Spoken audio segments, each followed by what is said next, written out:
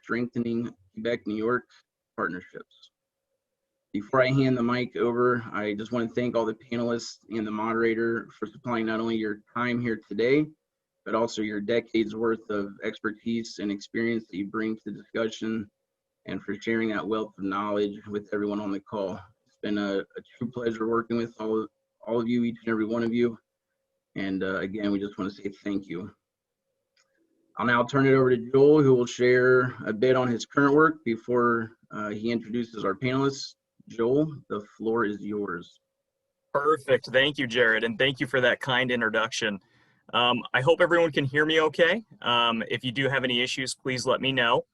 I'm off in Maine right now. I'm at an Airbnb, so if you hear a little bit of background noise, I apologize, but I'll try to mute my microphone in between my presentation and some of the panelists to minimize that.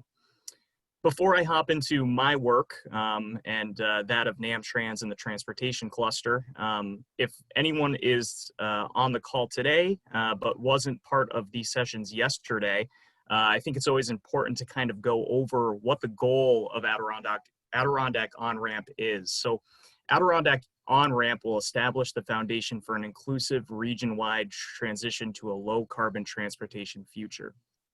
The 2023 World University Games presents an opportunity to do just that and demonstrate to the world a regional commitment to sustainable development through the creation of a low-carbon transit system to meet the transportation needs for the event. Today's workshop is workshop number 1, Vehicle Needs, Moving Goods and People. This is a topic that's near and dear to my heart. And the objective of today's working group is to examine the diverse vehicle needs for the games and the resources available to meet those needs. We have a great group of panelists here today who are experts in this field, and I'll introduce them in just a few minutes here. But before anything else, I would like to talk about some of the questions that you should kind of have in the back of your mind as we go through all the presentations today. So something to keep in mind that'll help all of the attendees, all of you interact as we go through today's workshop. What vehicle needs are most pressing for the 2023 Lake Placid University Games? That's something that you're going to want to keep in the back of your mind. Along with that, what are the top 3 financial, technological, and logistical challenges posed to procuring these vehicles? And what are the possible solutions to overcome these challenges? So keep those in the back of your mind. Use them in the chat box to ask some questions during the presentation, and we'll get to those at the end. So let's talk a little bit about NAmTrans and how I'm involved in this. So Lexi, if you'd like to advance the slide. So the North American Center of Excellence for Transportation Equipment, the acronym is NAmTrans, is a strategic subsidiary of the NorthCountry Chamber of Commerce. We were formed in 2015. Back in 2014, the Development Corporation, who manages industrial parks in the greater Plattsburgh-Clinton County region, understood that we had a manufacturing base here, but they wanted to know the answer if we had a critical mass of any industry type that would warrant a support organization dedicated to serving that industry sector. They commissioned a study, and the study came back and it said at the time, back in 2014, that we had 34 transportation equipment manufacturers in the North Country. And when I say the North Country, I mean the North Country Regional Economic Development Council region, the 7 most northern counties in upstate New York. And what they said is that we should have a support organization to provide things like employee training, technical assistance, to really identify the synergies amongst these companies and make sure that they are working cooperatively instead of competitively. So it was a collaboration between the North Country Chamber of Commerce, the Development Corporation, and a number of private companies, Nova Bus, Spencer ARL, many others. And really our mission is twofold. We serve the 50 transportation equipment and aerospace manufacturers in the North Country. There are 54 to be exact. And we build active working partnerships between our cluster and the other transportation equipment and aerospace clusters elsewhere, primarily in Canada, in Montreal and Quebec. We have memorandums of understanding and memorandums of agreements with many of those sister transportation equipment clusters, such as the Quebec Ground Transportation Cluster, who really mentored our organization and helped it become a reality, as well as Aero Montreal and Propulsion Quebec, which is an electric vehicle focused cluster support organization.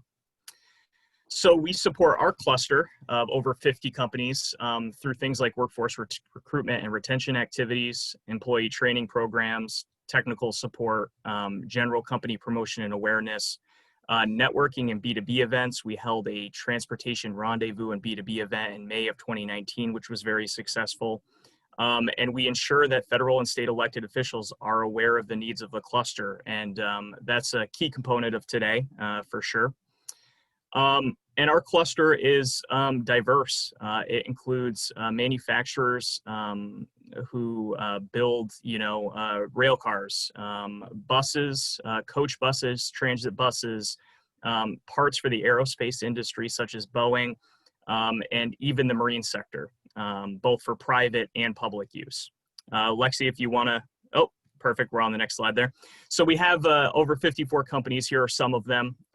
You recognize the big names such as Bombardier, Nova Bus, Prevo, and Norsk, but we support all of the companies all the way down to the smallest mom and pop machine shop in Moores, New York, for example, who are supplying the smallest fastener to Vaporstone Rail, who assembles door systems for rail cars. So a lot of people aren't aware of this. Whenever I go to colleges or universities to talk to students about all of the opportunities in the cluster, they're always surprised to hear that there are 54. It's really a powerhouse of manufacturing in the North Country that we have here, and NAmTrans supports it. So Lexi, if you want to go to the next slide. So this is just a short timeline, and I won't take too long on this, but as you can see, our cluster has been around really since Bombardier came here after the closure of Plattsburgh Air Force Base. With every major OEM that's come to the area, Bombardier, Novabus, Norsk, suppliers have followed, and that's really how the cluster developed naturally in some regards, but also because of two major reasons. Number one, our proximity to Canada and Montreal. A majority of our transportation equipment cluster here in the North Country are US subsidiaries of Canadian-based companies, which is important to remember. I'll touch back on that in a second, but also because we support them. Unlike other regions, we don't walk away after they've done the ribbon cutting. We are constantly networking, interfacing, and asking them what they need to succeed here. Lexi, next slide. And what has the cluster done? Well, a few things. The first one is pretty obvious, but it's always important to reinforce. These manufacturers provide high-paying, quality career opportunities in the North Country. The average wage in Clinton County for transportation equipment manufacturing is 23% higher than the regional average private sector wage in 2018. These jobs come with them higher rates for benefits, growth, upward mobility. They're truly careers instead of jobs. Our North Country transportation cluster employs thousands of people.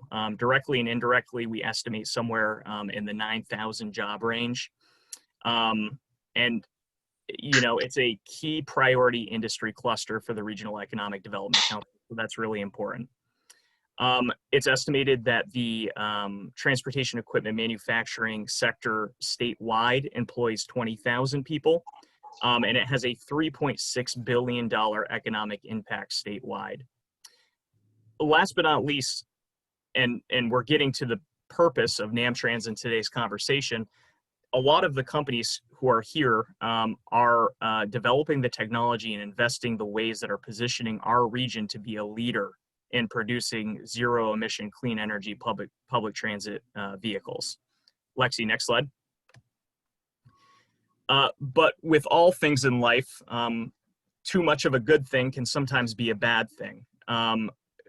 you know, you've probably, if you were part of the sessions yesterday, and you're going to hear it from our panelists today, transportation is one of the leading causes of greenhouse gas emissions.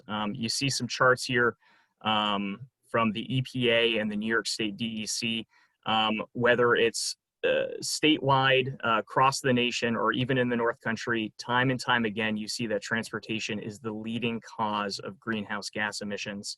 And while that's primarily made up of private use vehicles, you do see that buses are another leading cause of greenhouse gas emissions. So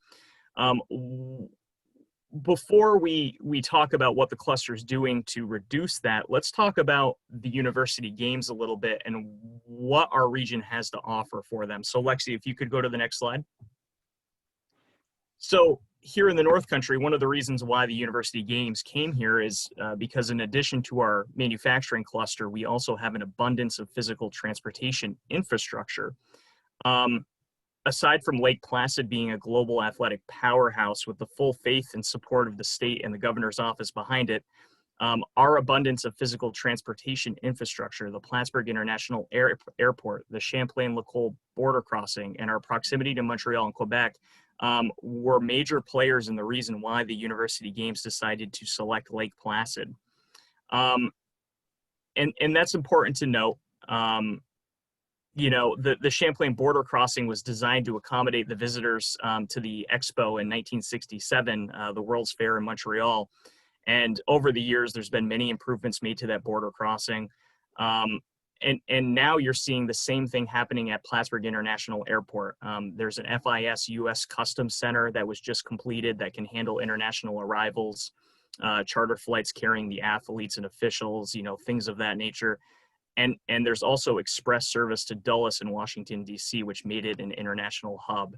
So keep that in the back of your mind, too, for the reason why the University Games selected Lake Placid as the host of the 2023 Games.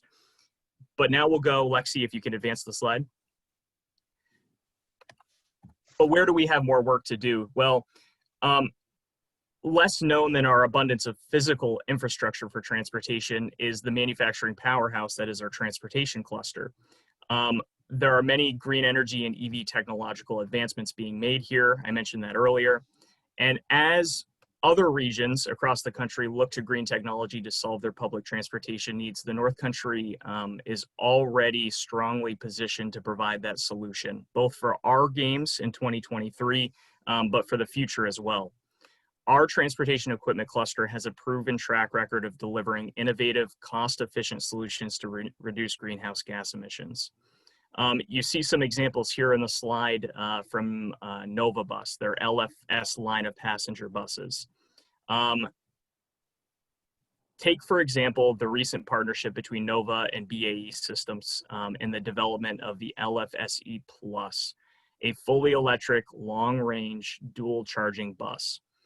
The LFSE has groundbreaking technology and puts Nova Bus, and at the same time our region, at the center of this shift to zero emission green energy technology. So that's something important to note. There are more examples. LC Drives out in Potsdam doing the same thing for marine technology. B3CG doing the cables and harnessing for Nova, investing in their facilities both in the US and Canada for this shift. Our companies are really, truly gearing up for this. You know, I think they can provide the solution. I may be biased, but I think they can provide the solution. Lexi, next slide. And two other things, additional regional benefits because of our proximity. Our region's home to world-class universities and research institutions such as Clarkson University and the Center for Advanced Materials Processing, known as CAMP. Their faculty and staff work hand in hand with our transportation equipment manufacturers to ensure that our electric vehicle technology remains cutting edge, efficient, and affordable for transit authorities in our municipalities. And I come from the chamber. Many of you probably know Gary Douglas. I'd be remiss not to mention that our proximity and partnership with our neighbors to the north. Quebec has undoubtedly served as a model for the electrification of vehicle fleets. I mentioned our transportation cluster is comprised primarily of those US subsidiaries of those Canadian manufacturers. We benefit from the shared vision of that the New York and Quebec governments have for a healthier, cleaner, and greener future. So Lexi, if you could advance the slide. In closing, our region and our transportation equipment cluster has proven that we have what it takes to help make zero emission a reality, not only for the NorthCountry, but New York State and around the world. And the North American Center of Excellence for Transportation Equipment and the NorthCountry Chamber of Commerce stand ready to assist in achieving this goal. So that's a little background on myself and NamTrans, but I'm not the expert in this field. We have some experts here with us today, and I'd like to take a few minutes to introduce them. So let's go ahead and do that. I'm going to run through all of them. I'm going to introduce all of our panelists, and then I'm going to turn it over to Tony, and Tony will do his presentation. So first up, we have Tony Vitrano. Tony is a renowned hands-on transportation management executive with more than 2 decades of success in public and private transportation partnerships and special event services. His expertise includes traffic management, permitting systems, bus and fleet operations, and travel demand management and intelligence support systems. Tony is a graduate of SUNY Fredonia, where he now serves on the School of Business Curriculum Advisory Committee. Next up, we have Ben Mandel. Ben is the Northeast Regional Director of CALSTART, where he works to integrate the cleaner, more efficient vehicle technologies into public and private fleets. Ben's areas of expertise include market acceleration, policy development, the New York Truck Voucher Incentive Program, clean freight corridor planning, development of a zero emission technology inventory tool, and implementation of regional zero emission programs. It's quite a resume. Then we have Jennifer Wallace-Brodeur. Jennifer is Vermont Energy Investment Corporation's Director of Clean Transportation. She sets the strategic direction for transportation work at the organization, oversees a staff of consulting professionals, and leads clean transportation policy development. Her work focuses on transportation electrification, including strategies to accelerate adoption of electric cars, school buses, and transit buses. And last but certainly not least is James Symon. James is the heavy duty vehicle section chief at New York State DEC with over 20 years of mobile source experience. He is responsible for various diesel emission reduction programs, including the Federal Diesel Emission Reduction Act grants, diesel emission tampering, and diesel regulations. He is also working on projects that will help electrify and decarbonize transportation in New York. This includes accelerating the adoption of medium and heavy-duty zero-emission vehicles and projects related to the VW settlement. So let's turn it over to Tony. Tony's going to be discussing population modeling assessments and preliminary vehicle needs for the games. So Tony, welcome. It's great to have you, and thank you for being here today. Thank you, Joel. I only wish I had the voice for radio that you do, so hopefully I'll be as pleasant to the ears as you just were. Thanks for that overview. If y'all can give me 1 second, Jared and I were just trading a little bit of conversation about sharing my presentation with you all. So if you could bear with me for 1 minute, I think I'll have this ready to go for you. You are totally fine there, Tony. What would a virtual summit be without a slight technical hiccup? Exactly. Well, in the meantime, I hope that as I speak from the West Coast to all of my friends that are on this from New York State, that there's a few Bills fans in there. You might see my Bills items in the background. Go Bills. I always have to push that because very rarely are we sitting alone in our division by ourselves. So let's hope that keeps up. So I'm just going to move this over. 1 second.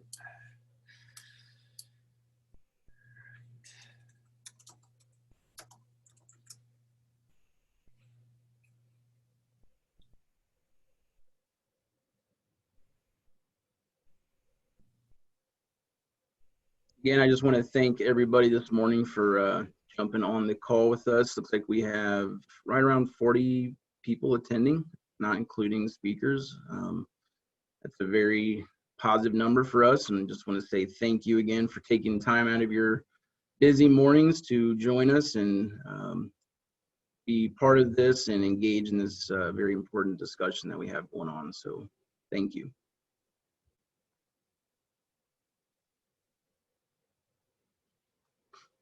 Right.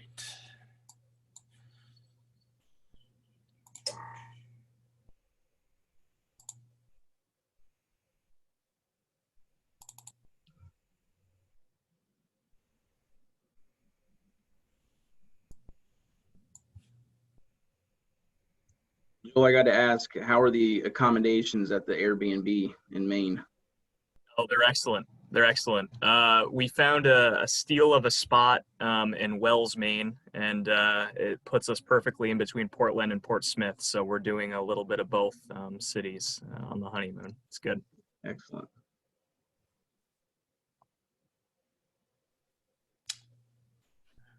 Let's try this.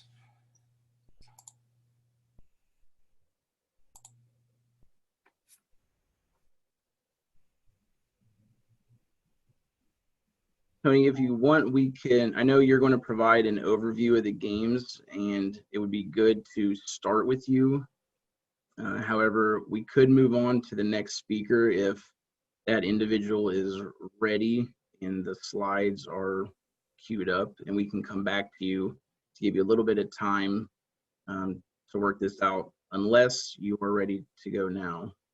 Yeah, I've got the slides up. I'm just trying to work through what appears to be fun with the dreaded color wheel on my Mac. All right.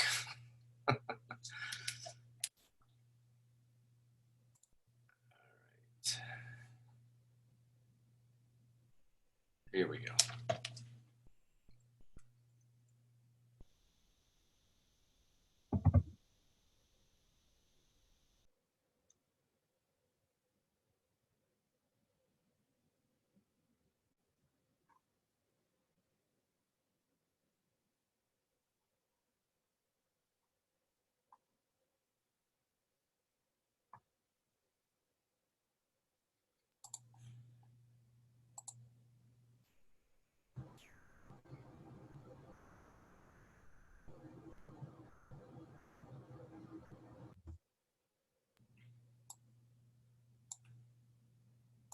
Yeah, Jared, why don't you do that? I'm sorry, this seems to still be slow for me. So if you want to rearrange the order here, I'll get this going. Sorry. That's okay. That's totally fine. Let's move on to Ben from CalSTART. Ben, if you are ready to go, we can unmute you and begin your presentation, and you can kick things off. That sounds fine. Thanks, Jared. You can hear me okay? Audio is good. Okay, excellent. Well, really looking forward to hearing what Tony has to report. Very much enjoyed Joel's remarks as well. Great to hear about all the activity going on in the NorthCountry, collaborations with Quebec and Canada. It's just terrific, and it's great to have kind of a forcing event to think about, especially on this planning horizon in the form of the university games. And so what I'm really excited to share this morning is more about the vehicle landscape and the technology landscape as it concerns zero emission technology in medium and heavy duty, or what we refer to generally as commercial vehicle settings, and provide a sense of what the landscape looks like now, as well as what is the outlook for the coming years, so that we can get a sense of what's going to be on the market, especially in a robust setting like New York, as procurement decisions are being made. Next slide, please.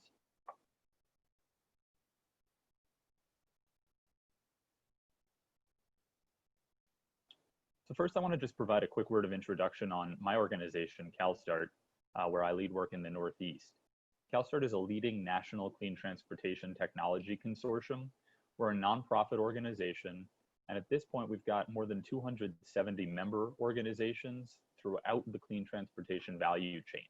So this represents everything from vehicle manufacturers, light, medium, and heavy duty, mobility providers, vehicle fleets on the transit delivery side, parts suppliers, and increasingly segments like electric utilities. These are who is implementing solutions in this space, and that's who we look to partner with on implementation of those solutions. Next slide, please. But most of our work, indeed, concerns commercial vehicle innovation. We find internationally that medium and heavy-duty vehicles constitute a vanishingly small share of on-road vehicles, although that could be projected to rise under a business-as-usual scenario in the years ahead. But still, these vehicles, despite representing a small share of the on-road fleet, represent an outsized proportion of on-road fuel consumption and an even larger proportion of vehicle emissions, especially local emissions, in addition to global greenhouse gas emissions. Next slide, please. So what we want to do is roll out a roadmap, basically a global theory of change for how to phase in and develop zero-emission technology within a market ecosystem. And what we expect, and are indeed finding to be the case already, is that these technologies are likely to emerge in waves. And it starts with those applications where electrification, taken broadly to mean battery electric and hydrogen fuel cell technologies, are most likely to succeed. We call those the beachhead applications. You can think of those as kind of gaining a foothold. And those are applications where the duty cycle is short, operations are kind of fixed route, and there's back to base service, so they can be more predictably supported by charging infrastructure or refueling infrastructure. So think about applications like the transit bus. We really think of that as the primary beachhead application. Through time, as economies of scale develop, and just like Joel was mentioning, you have manufacturers, then the suppliers follow them, you'll start to develop local competencies where a lot of these supply chain components can be leveraged and transferred to other platforms. So we're starting now really into waves 2 and 3 in terms of technological development in these right ecosystem markets where urban delivery and then slightly longer haul, maybe heavier duty applications can be viably electrified. As we continue to grow volumes in these earlier waves, we'll start to be able to viably electrify and decarbonize heavier applications until maybe by 2023 or so, we're talking about viable technology in the corridor long haul space. Next slide, please. So what we're already seeing is something that some people don't exactly realize. There are a lot of on the market commercially available models for zero emission medium and heavy duty vehicles. We're tracking almost 100 vehicles currently as of the end of last year that are available for sale in markets in the United States and Canada. By the end of this year, that number is going to jump about 80%, and then it will have doubled by the end of next year. So this is very encouraging. This is being tracked in a tool we call our Zero Emission Technology Inventory, part of our Global Commercial Vehicle Drive to Zero program, which was mentioned by Joel in the introduction. And if you go to the next slide, please, you'll start to see a bit of the distribution of which platforms these models are available in. And it kind of tracks that beachhead strategy pathway, where as of 2019, if you look at the purple segment on the right-hand side, transit bus was the leading platform in terms of model availability. But as you go along in time, and even at the end of this year, we're really expecting that to be overtaken by kind of wave 2 and 3 technologies, mostly performing the duty cycles associated with last mile urban goods movement. So medium duty truck certainly jumps out. I can say more on that in a moment, but you also have other segments performing work in that space like medium duty step vans and cargo vans. A technology like heavy duty truck, maybe not as applicable for the purposes of the university games, but still of general interest. It's going to take a few more years for us to see that technology really step into its own and develop robust, commercially viable solutions, because you need to develop the expertise and the first successes in some of these earlier platform types. Next slide, please. So I've already mentioned this kind of urban goods movement context, and that's very similar technologically to things like school buses and shuttle buses. Here are a few really, I think, interesting, compelling examples of where private fleets in many cases, very prominent ones, Amazon, UPS, FedEx, IKEA, have made sizable commitments to decarbonizing and making mass procurements of zero-emission technologies. Amazon has purchased 100,000 units from electric startup Rivian. UPS has committed to 10,000 orders from a UK-based startup called Arrival. FedEx placed an order for 1,000 change panel vans in California. IKEA is committed to 100% zero-emission home deliveries globally by 2025, and in 5 core markets, including New York City, by the end of this calendar year. And just recently in Europe, we saw a new product announcement for a company called Volta that is making a purpose-built kind of reimagined vehicle. It's 100% zero emissions and intended expressly for the purpose of urban goods movement. Next slide, please. So this is all what we're looking at as part of our Drive to Zero program, where what we want to do is set up ecosystems for market transformation, putting in place the right conditions for transformation and making sure that that transformation within a discrete market can be transferable to other parts of the country and in fact the world. By 2025, we want to make sure that near and zero emission commercial vehicle models are cost competitive and commercially viable in their first success, or what I call the beachhead applications in these early mover regions of the world. And we think New York can be such an early mover region. And by 2040, we want to make sure that zero emission models constitute a dominant percentage, something like 75 or even 80% of new sales in those early success regions, again, by 2040. So this is really a vision, but also a theory of change to achieve market transformation. Next slide, please. So what does it take to kind of be one of these early mover or kind of beachhead regions? Well, you have to have the right conditions in place. And there are a few core policy levers or government actions that we think can send those signals that really send a message to the private sector that, hey, we are open for business. Bring your jobs here, bring your construction, your fabrication capabilities here. And that's what we started to see in New York because it's a good environment, just like California is. Those can be things like vehicle incentive programs to reduce the upfront costs, which remains a barrier to adoption. You heard James from Department of Environmental Conservation talk more about New York State's programs in that respect a little later on in this session. Infrastructure investments need to match vehicle incentives so that we're not just giving fleets resources that they don't know what to do with.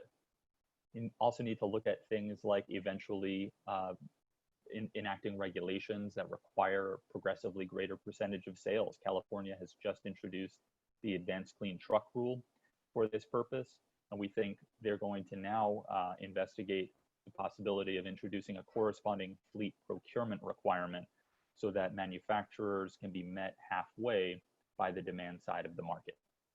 Next slide, please. So this past July, a landmark MOU, Memorandum of Understanding, was signed. New York and 14 other states, which represents about 1/3 of the country's medium and heavy duty vehicle market, signed this Memorandum of Understanding to take actions to develop markets for medium and heavy duty zero emission vehicles. Collectively, these markets are aiming for 30% of medium and heavy duty sales being zero emission by 2030 and 100% by 2050. So we've already got incentives here. We now have really encouraging activity from the utility regulator at the Public Service Commission on make-ready programs that utilities can invest in to support the deployment of medium and heavy duty zero emission technology. So New York is a pretty friendly market, but the whole can be greater than the sum of its parts. And that's why it's particularly exciting that these other states, especially in the Northeast and Mid-Atlantic, have joined with New York to try to set up conditions where we can get from well under 1% of sales now and set ourselves on a whole new trajectory so that we can be thinking about this 30 by 30 target as more than just aspirational here in hopefully pretty short order. Next slide, please. Again, it's going to take a holistic approach, right? We're going to look at things like incentive programs, kind of the mix California has, frankly, where there's an incentive program, low carbon fuel standard, utility infrastructure, and now regulation. but we need to make sure that regional consistency, coordination can be implemented so that we can send a clear and decisive market signal that New York and other markets in the Northeast are open for business and ready to support this ecosystem. And that's when we'll see the most product getting on the roads and helping to get into future waves of market development. Next slide, please. So that's all I've got. I'd welcome further dialogue and discussion in the chat. And now I will cede the floor back to Joel and Tony. Perfect. Thank you, Ben. That was a great presentation. And as Ben mentioned, if you do have any questions for him or for any of the panelists, don't forget you can type them into the chat box, and we'll get to those towards the end of today's panel. So now I think we're ready to welcome back Tony.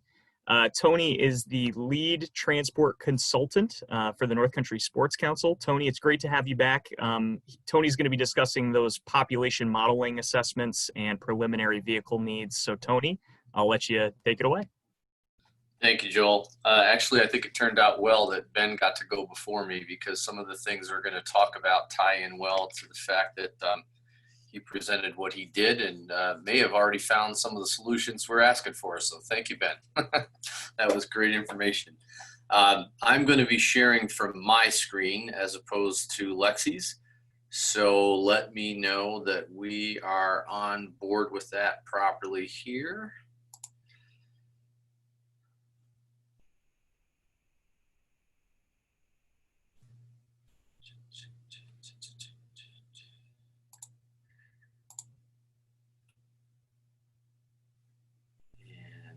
Go to presentation. Everybody see the presentation slide? Are we good? All right. I see thumbs up. Excellent. Well, thanks again, guys, to gentlemen and women, men and women of the crew here for having me today. I'll give you a brief overview of what our anticipated needs are for transport for the World University Games. Again, encouraging to see what Ben had presented for what we might have available to us in 2023. General games overview, for those of you probably aware that officially our period of operations will be from the 12th to the 22nd of January in 23. But we have the athletes' villages, our press center, training, et cetera, as you can see, starting a bit before that. Of course, operationally, depending upon what our venue use agreements may be, there could be operations that involve parking, traffic control, et cetera, even prior to those dates. What is the World University Games? You know, in my world, there are a lot of games and different international events governed by a lot of different federations and organizations. The World University Games has about 1,600 athletes from the universities all around the world. Historically, and in the past several games, there's been about 50 nations with 12 total sports, 9 of which are compulsory. And as we mentioned in the previous slide, about 12 days of competition, of course, training surrounding that. And there are about 80 medal events, give or take. In the Lake Placid area, we've broken it down to 3 regions. Those that are in the Lake Placid area themselves, 5 different competition venues, which we're calling the Central Region. The 3 in Potsdam/Canton, we are calling the West Region. And then freestyle skiing and snowboard in North Creek is actually the South Region. We'll have 3 athletes' villages, and this is something that's changed along the way a lot in the games environment, is instead of trying to have an operation where athletes have to travel great distances, there have been satellite villages, even in the Olympic Games and Paralympic Games, so that the athletes have a more convenient opportunity for training and for competition. But we also want the athletes to be able to interact with one another. So most likely there will be some sort of connected shuttle among the 3 villages, so that there is a way to go from one to the other. And then in addition to that, we've got other non-competition venues such as our main press center, the Fiza Family Hotel, our International Broadcast Center, and then Metals Plaza, where there'll be a lot of public activities for Metals presentations and concerts and things. This is just another overview map-wise of those three regions. Again, Canton, Potsdam is our west, Lake Placid and all those venues and competitions central, and the North Creek Gore Mountain area as our south region. The associations that are involved with the presentation of the World University Games, at the top, the International University Sports Federation, the governing body in this case, the U.S. Olympic Committee, the NCAA, the National Association of College Directors of Athletics, the National Association of Intercollegiate Athletics, and then the National Junior College Athletic Association. So it's the games have been around for a long time, and they're well backed and supported. Looks like this one went off the rails a little bit, but this will give you an idea of the populations by client group. And you'll see a number of TBDs in there because sport federation wise, as we start to develop the delegates that will be present for the sports federations, we'll know better what those numbers are. Of course, we are now starting to build the relationships with our federal and state partners. Marketing is underway, and sponsor groups will start to fill that number. And then we've got a number of contractors, vendors, and workforce that will round out our total client group populations. And security is always separated, as you see there, because that's usually a very large workforce population. So we want to be able to accommodate, obviously, for all of these populations, in addition to the spectators that would be coming to the events. This is, I know, kind of a difficult grid to look at, but it gives you the overview, and I know that everyone will get this as a leave behind, but this gives you an overview of currently what we're anticipating in the client groups and subgroups for the types of vehicles, the number of the populations for each of those sports and competitions and media, et cetera, going to press center, international broadcast center, et cetera. And then we've broken it down by, is it a motor coach? Is it a transit style bus? Is it a van, sedan, or do we need some trucks for some logistics movements? And then there's the ratio of the estimated number of drivers that we would need in order to operate those vehicles. It's very preliminary right now, as you can imagine. Some of those TBD numbers still have to come to fruition. But right now you can see that we're looking at, if you go all the way down to the bottom totals, about 50 coaches, 12 transits, and sedans are a big number right now just because of the way you can see the delegations move about, the officials within the delegations. And the World University Games are a bit different from an Olympic Games, for example, just because obviously we have 1,600 athletes, for example, instead of 10,000. Our media is a much lower number, 250 or so, versus 3,000 or 4,000. And with the footprints that we have in the Lake Placid area, we find that we have a significant amount of space around the venues to accommodate spectators, accommodate parking. As you can see in the comments section, we've tried to place accommodations and venues where walking is also a good option. So I think, again, going back to some of what Ben presented, it looks like this will be a great opportunity to look at clean games and zero emissions type operation. Sorry. I breezed through that pretty quickly, but I figured we might have some interactive discussion on it. Usually there's a lot of folks that want to learn more about the game, so I'll open it up and let Joel, the MC, use his radio voice to guide us. Thank you, Tony. That was a great presentation. I'm sure I have some questions, and we can get to those at the end. But I think what we're going to do, we're running a little short on time here. The session's scheduled to go until 11, and we do want to save time for that Q&A. So we're going to turn over the floor to Jennifer now. Jennifer has a short presentation prepared on the state of current technology, the benefits to electric buses and barriers to adopting them, and some lessons that have been learned from some bus pilots that have taken place in Vermont. So Jennifer, if you want to take the floor. I do. Thank you so much. And I'm gonna get going with my slideshow.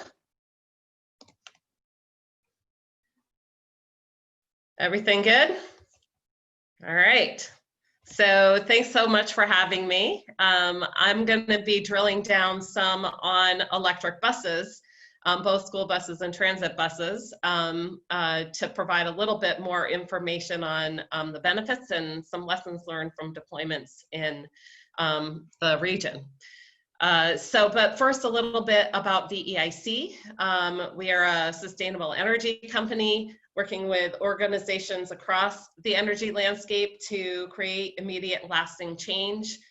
We are very focused on greenhouse gas emissions reductions, and I lead the Clean Transportation Group, which is focused on reducing emissions in the transportation sector. We focus a lot of our work on transportation electrification. We work with the federal, state, and municipal governments, and we work directly with fleets that are looking to adopt electric vehicles to help them plan for that, identify the routes that can be best served by electric vehicles, look at charging infrastructure that's needed to support that, and then evaluate those vehicles as they get deployed. So everyone can understand what the benefits are, and we can troubleshoot as the vehicles get integrated into the fleet. Our organization is based in Winooski, Vermont, right across the lake from everyone. But we do have a national presence. We have offices in Washington, D.C. and Columbus, Ohio, and we have staff located in multiple states, including New York. Our work is focused primarily, as I mentioned, on energy and transportation. So today, as I mentioned, I'm going to talk about electric bus benefits, opportunities, and barriers, and some lessons learned from regional demonstrations and deployments. So just a high level, I think we all can understand that there are environmental and public health benefits from adopting electric buses. They have zero emissions, so passengers aren't, and communities are not exposed to diesel fumes in particular, and there can be significant reductions to greenhouse gas and other air pollutant emissions. So there's a lot of benefits from that perspective. In terms of the fleets themselves, they can experience operational savings. They can be less expensive to fuel and maintain than diesel buses.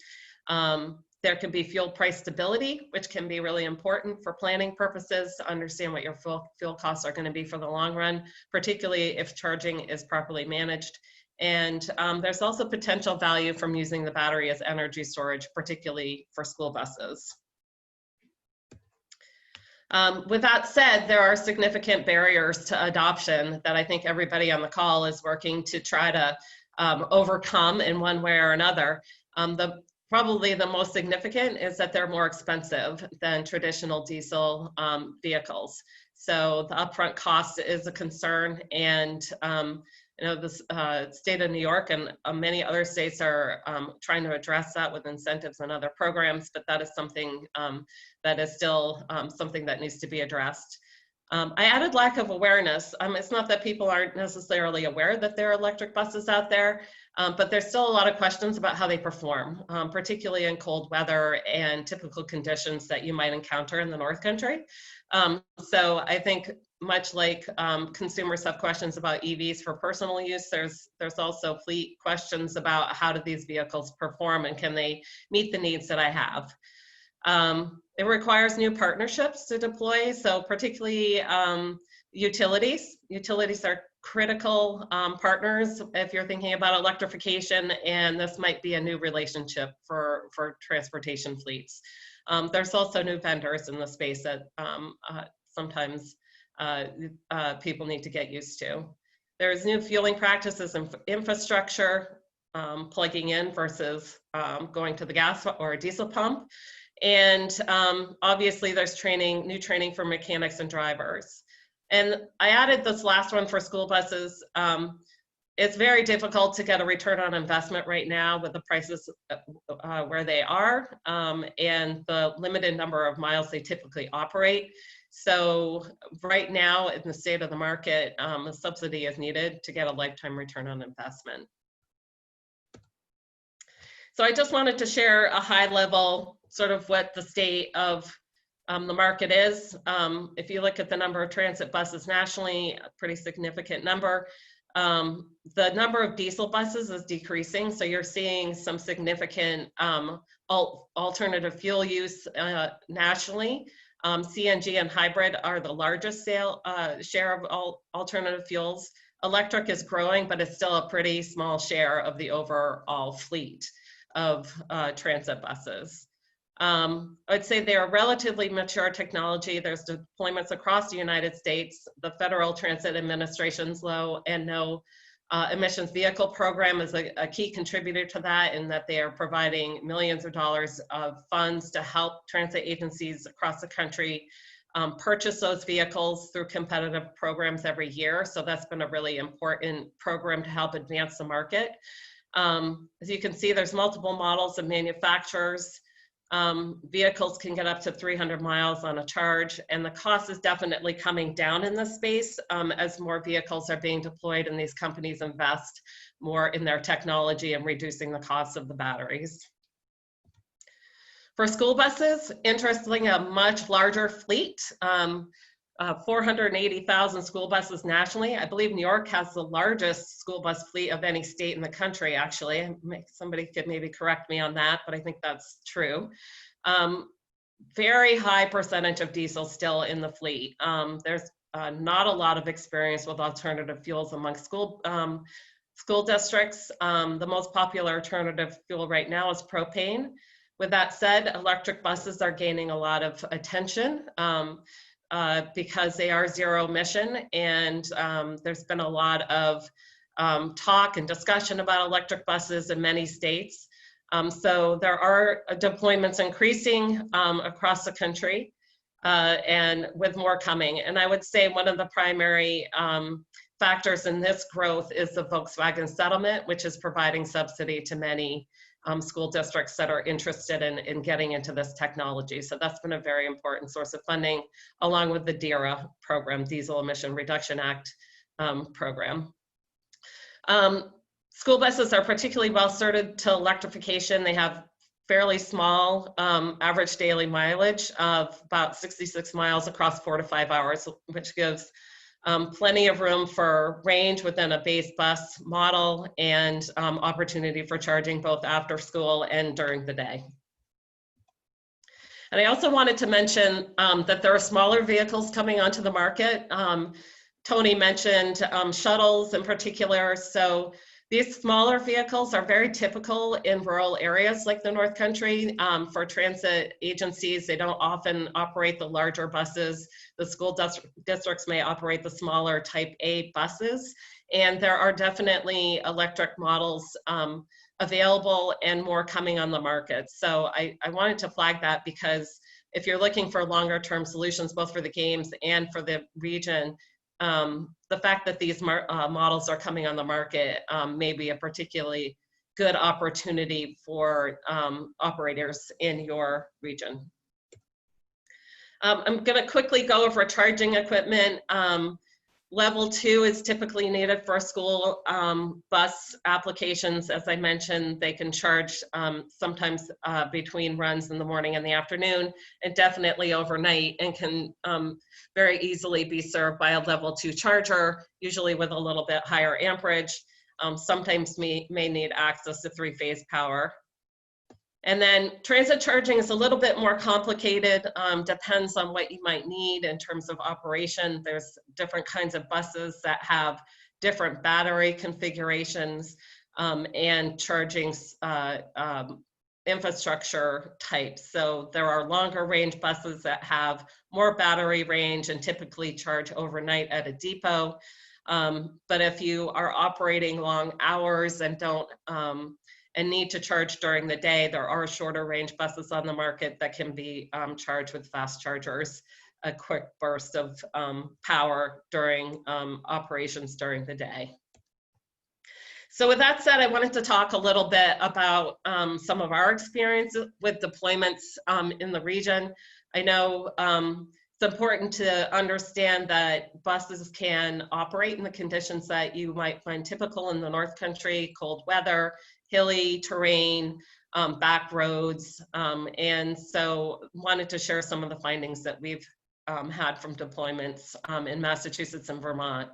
So we led a demonstration project in Massachusetts in 2017, 18, and this project deployed school buses in Amherst, Concord, and Cambridge. And we worked with the school districts from everything from selecting who was going to participate in the project to helping them deploy buses, plan for their charging infrastructure, getting that installed. And then we evaluated the buses for 1 year in service. So we found that one of the things to think about, particularly in rural areas, is to look at where your buses are parked and if they have access to power, because you need to be able to plug them in when they're not being operated. And we did experience difficulties in some cases getting power to where the buses were parked and needed to be charged. So having an initial thought about where are my buses parked, is there power there? Sometimes buses even go home with drivers, so you really want to think about that if you're thinking about electric school buses. As I mentioned earlier, engaging the utility is really critical. They can help you with facility upgrades and charging equipment installation, but they can also help you with figuring out how to manage your charging so that you're realizing your fuel cost savings. We also did find that there were significant greenhouse gas reductions compared to diesel, and that the drivers in the community were really excited to drive the buses and ride the buses. So that was a great finding. So I mentioned managed charging. I'm going to go over this quickly, but I think this is just a really critical finding because, as I mentioned, one of the benefits is that you should have lower fuel costs, but it really, you have to have a managed charging program to actually realize those costs. So in the Massachusetts project, we learned that lesson the hard way. We weren't really paying attention to managed charging, and so the buses actually were incurring more costs for energy than they should have. So you can see here that fueling with electricity was actually more expensive than with diesel without managed charging. And so there is a combination of incurring extra electricity costs for ancillary uses such as fans. Maybe some people are familiar with the term phantom loads. And also they got demand charges because they plugged in at times when there were peak draws on the grid, so power was more expensive. So we did an analysis of that same energy use if we had actually deployed managed charging, and you can see that the fuel cost savings would have been lower than diesel. So this is a really significant finding. It's important for people to understand that when you charge and how you charge is important if you want to make sure you get those benefits of lower fuel costs. We are also implementing a pilot in Vermont funded by Volkswagen settlement funds. This is actually a school bus and transit bus pilot. We did find, when we went out to bid to get interested, find out who would want to participate in the project. We got a lot of interest, so definitely people are aware of the technology, interested, want to participate and learn more. For those of you who are thinking about Volkswagen settlement funding, the availability of eligible vehicles was a limiting factor. Some people that were interested did not have engine model year 2009 or older vehicles, which is a requirement of the settlement if you want to get funding. We did find that there was school bus contractor interest. There's definitely technical assistance needed. This is new technology for fleet managers. They really don't know how to approach it, don't know how to think about it. So for early stages of adoption, help is needed to get through the deployment and procurement successfully. We did find that base model battery configurations are sufficient for daily range requirements for the folks participating in this pilot, so not needing to spend more than necessary on extra batteries was an important thing, or go up to higher range buses, including factoring cold weather deployment. And we did determine that DC fast charging is not necessary to support operational needs for school transit. We also did an electric bus pilot for transit in Vermont.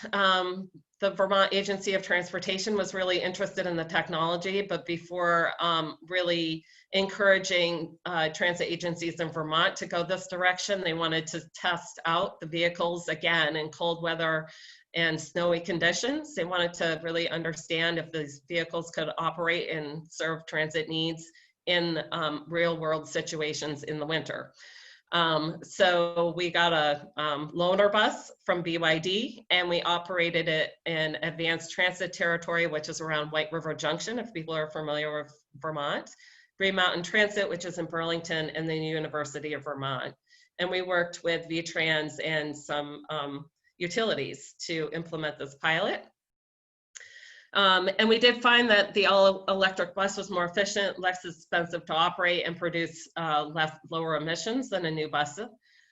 We did find that performance and savings varied by operating environment. So if you had a lot of stop and starts, that could impact performance as well as highway operation. And a lot of this had to do with the ability to use regenerative braking and other factors, but different conditions created different results.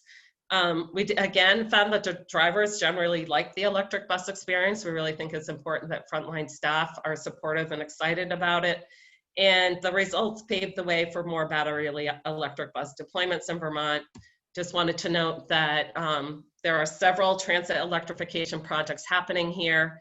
And these are the entities, the agencies that are getting buses. All of these, except for Marble Valley, have been funded with low-no grants. The Marble Valley Regional Transit District is getting 2 electric buses through that VW pilot that I mentioned before. So with that said, just to summarize, there are school bus and transit buses available to meet many operational needs. There is funding out there to help procure electric buses and reduce the upfront costs. And James, I know, it's going to share a little bit more on that. Absolutely seek utility input on procurement. Bring them in as a partner as early as you can. As I mentioned, those charging strategies are critical to maximize cost savings, and your utility can be a key partner in helping you figure that out.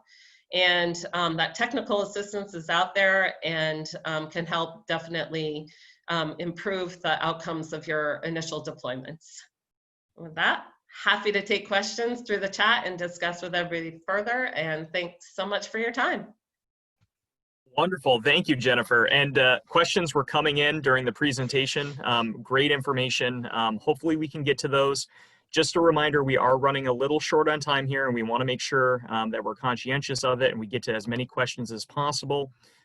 So James, I know it's easy for me to say this having gone first, but we'll just want to make sure that we get through the presentation on some of those incentive programs that you're going to discuss, the voucher incentive program and the diesel emission reduction program, as quickly as possible. So without further ado, let's welcome James Symon, the Heavy Duty Vehicle Section Chief at New York State DEC. James, take it away. Excellent. Thank you, Joel. I'll try to go quickly through this. Thank you for inviting us up for DEC to come up and do a presentation and let you know what we're up to with clean vehicle projects. Lexi, next slide, please.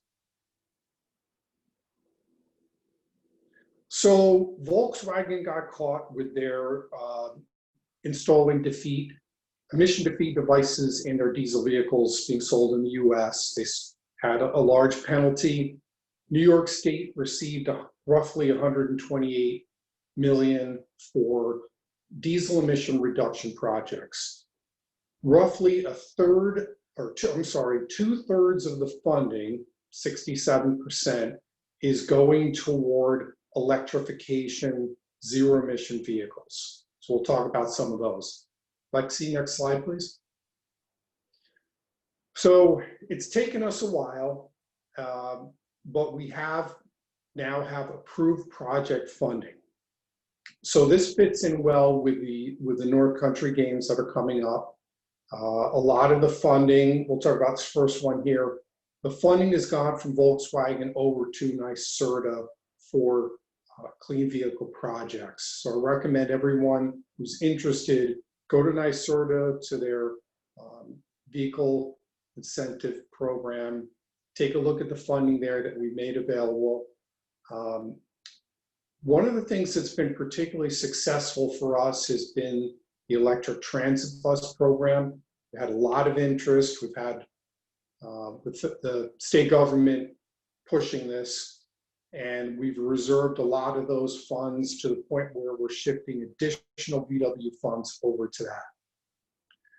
We're lucky in New York State where we have existing programs that are successful that we can direct the funding over to.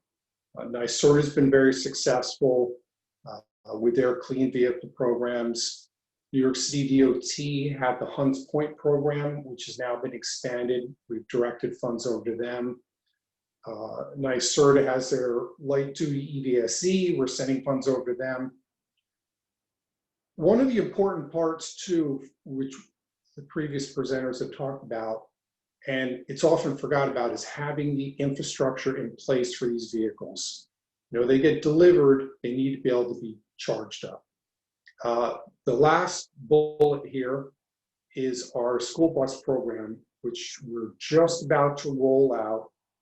And that might be a good fit for the NorthCountry, for the university games that are coming up, where you could get funding, try to get a couple school buses. You could use the school buses to move athletes and visitors around. And then after the games, be able to use those buses to move students at universities and schools. All right, next slide. So we've got funding that's out there. That funding is currently out and available. We're trying to offset the incremental cost between the diesel vehicle and the all electric. Again, go to NYSDEC, take a look. Hopefully we can get some vehicles going. Let's go next slide, please. I think Ben did a good job talking about where we are on the left-hand column. So let's go to the right-hand column there about the challenges. So funding is probably the biggest challenge. That's what we're always asked, where's the money coming from to pay for this? So we've got Volkswagen funding out there. It's available now. It offsets the cost for the most part between a diesel and an electric. We've got funding out there for charging infrastructure. Again, go to NYSDEC or the New York City Clean Truck Program. So, you know, part of the issues we've had, which Jennifer spoke about, was this resistance to technology change. We've had some transit groups very interested and very gung-ho they've got experience with electric and batteries because they have a light rail system, and they're ready to do the move. And we've had other groups that, you know, they've been doing diesels for years, and it's very hard to make this change. That's one of the things that we're struggling with a bit. I think one of the things we should slow down and just talk about that's important for the university games is this timeline. The games are, you know, 2+ years away, but, you know, so what we've learned with a lot of these projects is, you know, these buses or trucks, they're not sitting on a dealer lot waiting to be purchased. There's a long timeline involved for procurement. Groups have to get funding approved through their boards. They need to line up procurement. There's a time to get the vehicles, the buses, transit buses in particular, can be a long wait to get into the queue. Along with that is the charging infrastructure. You know, you're not just plugging it into your existing infrastructure. You need to work with the utilities.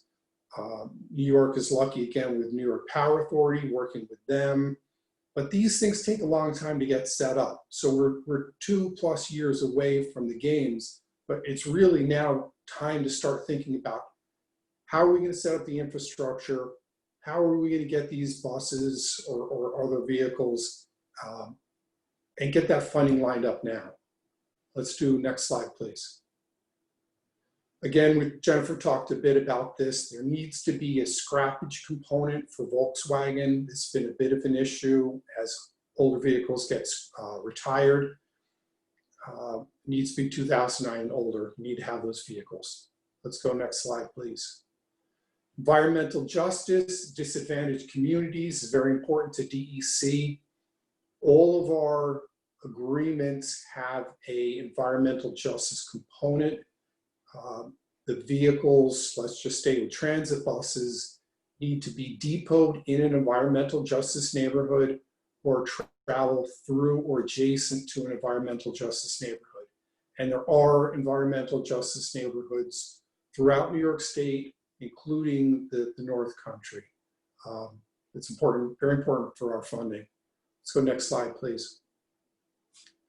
So last slide, upcoming, Ben talked about this a bit. We've got the medium and heavy duty zero emission vehicle MOU. This is an agreement between multiple states.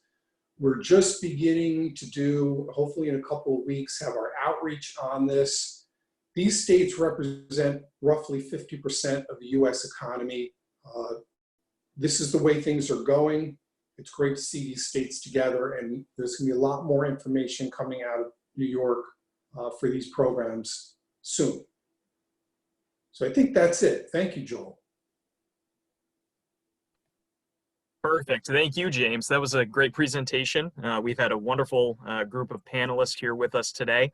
Learned a lot. And now I think we're going to hop into some of our Q&A. We're going to take about a little over 10 minutes here. I won't take long for closing remarks, and we'll get to some of the questions that you've all been asking, and we have some really good ones. So let's hop in right away. And this question is going to go to Jennifer, I believe. And, oh, sorry, I'm trying to find it here. So Jennifer, in the panel last night in the group session, the discovery session, and Tony touched on this a little bit, there's going to be a need for more vehicles outside of just buses. Are there any pilot programs that you're aware of in Vermont or elsewhere on electric vans, for example, or anything of that nature that might be applicable that we could take opportunities and lessons from on varied types of electric vehicles outside of transit or school buses? Yeah, so, well, Vermont is, as I mentioned, there's multiple transit electrification projects. Several of those are for smaller cutaway or van projects because they are being implemented in rural areas of Vermont where the fleets don't have any full-size buses. So they operate the smaller Sprinter vans or, as I mentioned, cutaways, which are like a small bus. But there's a variety of vehicles. I showed one image of it earlier. So those are the initial project is going to happen in central Vermont, and then there's going to be subsequent ones.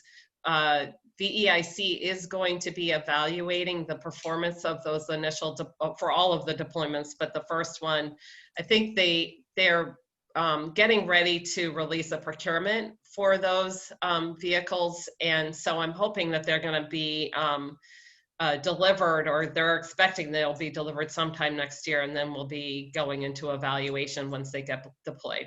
So all to say it is happening. I'm not sure if that's going to be soon enough to inform the decisions based on the timeline that James was just describing. But there's definitely a lot of interest in that technology across the lake here in Vermont because it is the predominant types of vehicles operated by our transit agencies. I know that there have been deployments in California of those vehicles. They're a little bit newer to the market. They're just getting tested, so they can be actually, you can spend FTA money on them, so they're a little bit newer. Ben, I don't know if he has any awareness of any pilots of those smaller vans and for passenger travel, but the Vermont one is the one that I can offer at the moment. Yeah, I could just chime in. Thanks, Jen. I think one of the interesting trends we're seeing right now with respect to like smaller electric passenger shuttles is kind of in the form of new micro-mobility services that are cropping up in partnership with transit agencies, other forms of local government.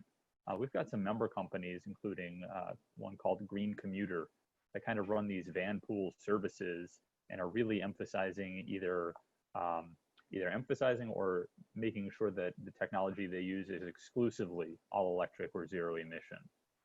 So for instance, Green Commuter has partnered with a number of jurisdictions in California and other parts of the Western US and is looking for inroads in New York. They've procured a small fleet of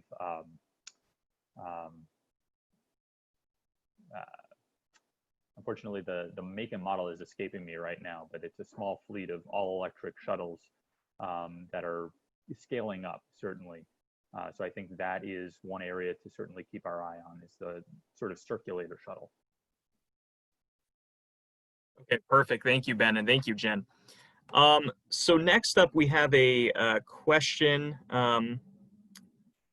This might be going back to Jen and Ben one more time. Either of you can take it. What level of training is needed for mechanics who might need to maintain or repair the fleets if there happen to be an issue during the games or prior to the games? What level of training is required there? Do you want me to, I can start a little and then maybe Ben, you can jump in. So what we're finding is it really depends on what the fleet needs and what is offered as part of the procurement. What we found through some of the procurement we've just done is that in some cases, the fleet is really looking for most of the maintenance to be in service provided by the manufacturer. And in that case, you want to just make sure that there are trained service centers nearby or definitely within battery range. So that has come up, that the service center for one of the vendors that we were evaluating for our procurement in Vermont was not within range, so that we had to just make sure that they'd be willing to come to the facility if needed or tow. So definitely looking at where there's service provided, and if you are looking at having, if your preference is to have your maintenance staff actually do the service versus relying on that service network, then yes, you definitely have to have training, and all of the vendors will provide a package for that. So you kind of have to assess what they're offering and how robust it is and if it's going to meet your needs. And I would say that's something you got to look at during your procurement. And it's kind of a no regrets item to emphasize as well. You know, we're moving in this direction. The only question is with what speed. And so equipping a workforce that is expert in these technologies and understands that, you know, very fundamentally different mechanical systems in play, both for vehicle operation, refueling or charging. It's something that, you know, I think a centers of excellence approach would be really conducive to, right? So like Joel has outlined with the NamTrans approach.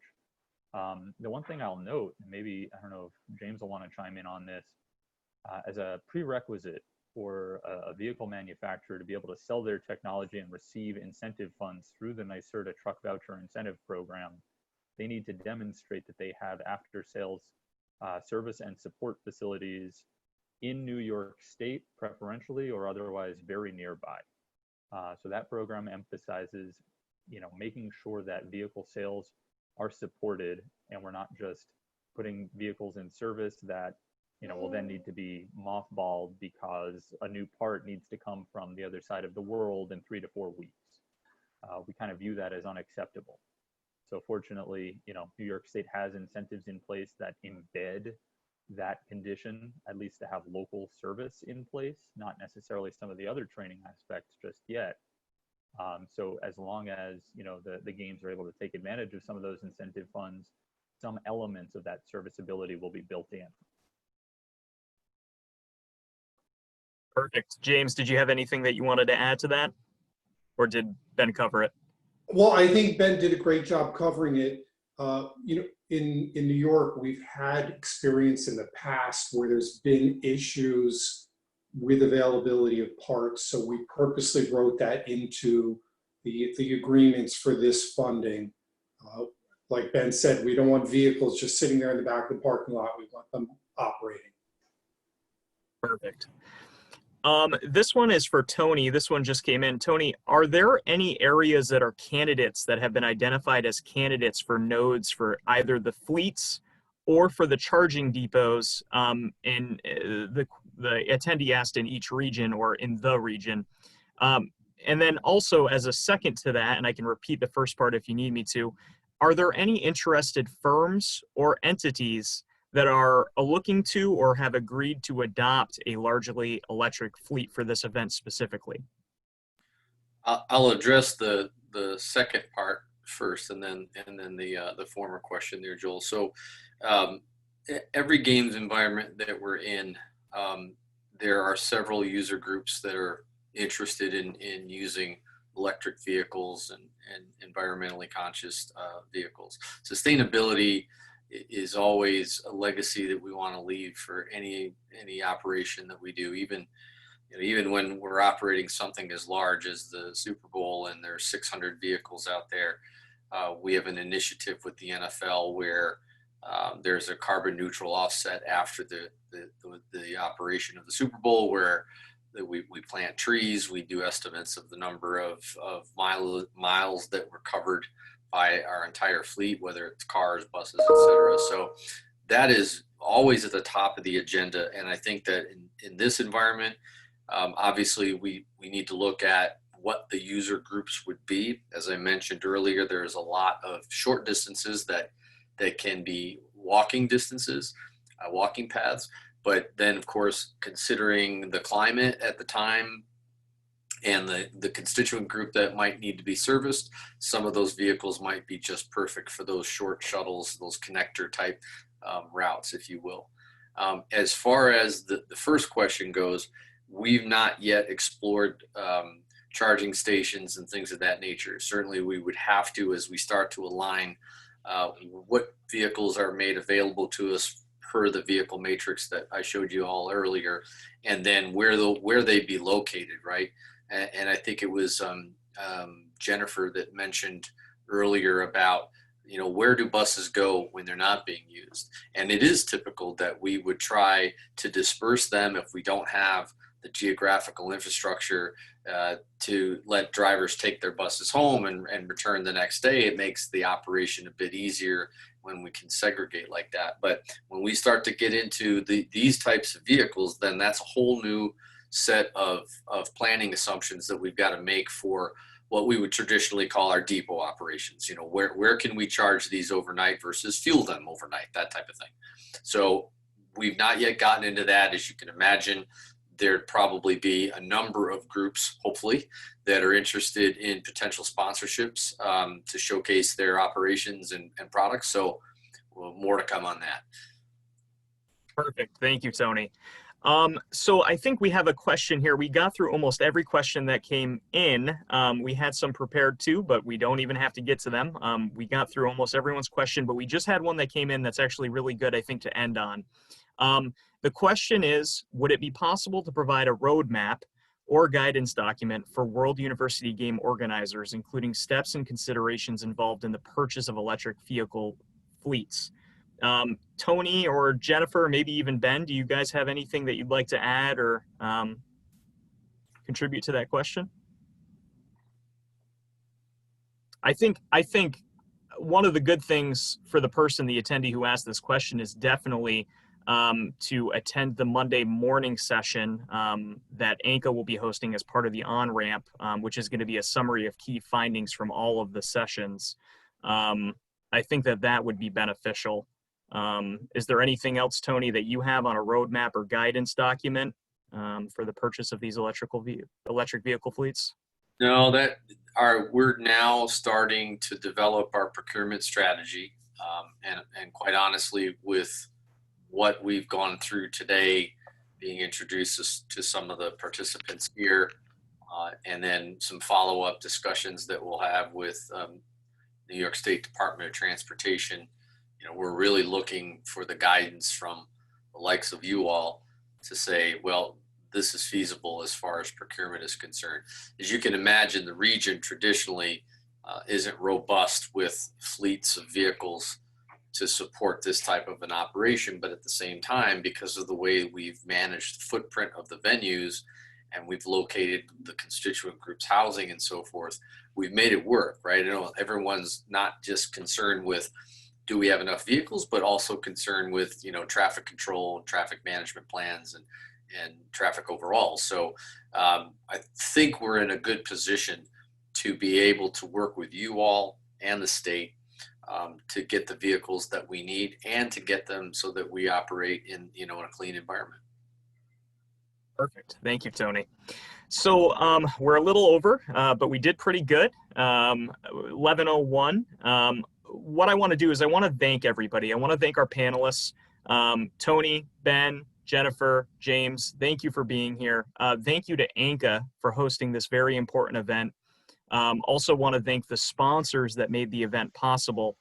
We covered a lot today in a very short time, and I think we only scratched the surface, but we got in some really great points.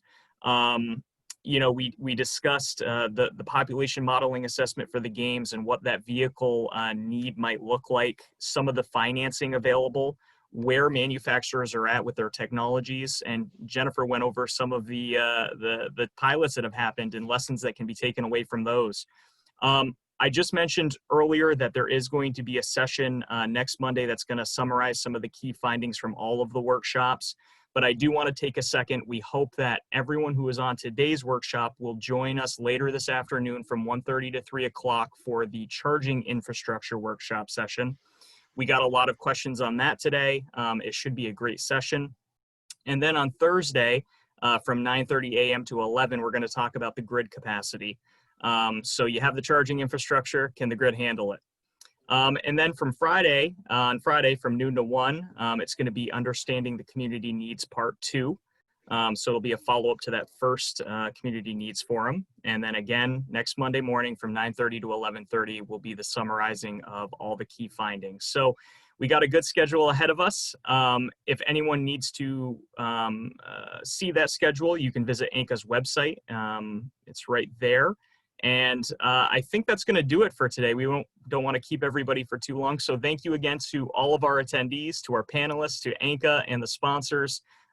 We hope that you all have a wonderful rest of your day. Thanks, everybody. Joel, thank you. Thank you.